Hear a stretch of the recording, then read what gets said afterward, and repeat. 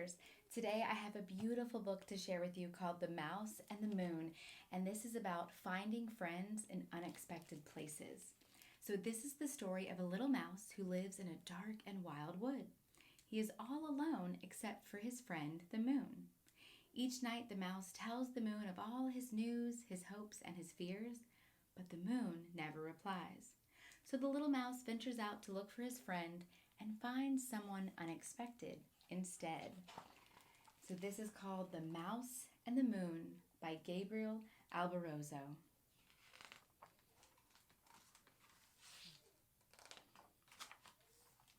See the little mouse down here?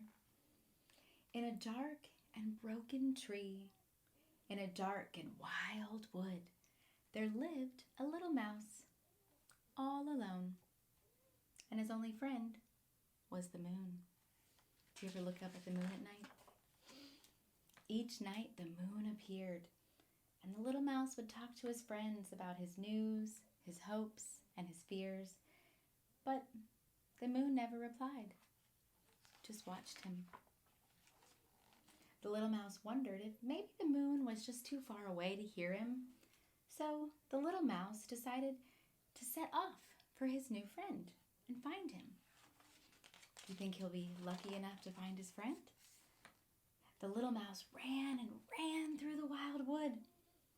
The moon was always above, and it didn't get any closer. Why isn't it getting closer? Soon the mouse was as far from home as he'd ever been, and he was feeling a little afraid. How far did he travel just to find his friend? Well, the little mouse stopped to rest, and he searched the night sky for his friend, but the moon was nowhere to be seen until... "Hello?" a small voice whispered, so quietly that even with his big ears, the little mouse could barely hear it. The mouse crept forward and peered around a tree. "Hello?" the little mouse called back. Well, who do you think it is? Is it the moon?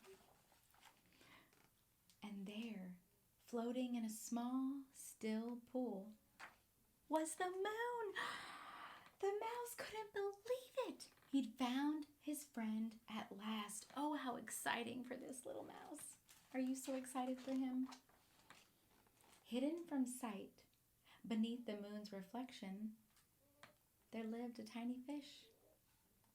The tiny fish couldn't believe it. His friend the moon was speaking to him at last. Ah, do you see what happened here? "I have been waiting so long to talk to you," bubbled the tiny fish. "Me too," squeaked the little mouse. "I'm so glad to meet you." See, the little fish thinks he's talking to the moon, and the little mouse thinks he's talking to the moon as well. They stayed up all night talking of this and that and that and this. And as they talked, the sky became lighter and lighter. Dawn was coming. That's the beginning of the day. The sky brightened and the moon grew fainter. So even though it's a brand new day, the moon is still there. "Oh no," they both cried. "Please don't go." And the little mouse moved as close as he could to the moon. And the tiny fish swam up as close as he dared. Then the moon vanished, and the two new friends saw each other for the first time. Look how both of them are just so happy. One above and one below. I hope that you enjoyed this beautiful story called The Mouse and the Moon. If you'd like a copy, please click the links below on bookshop.org or on Amazon, and be sure to subscribe to my channel, Honeybee Readers. Thanks for watching.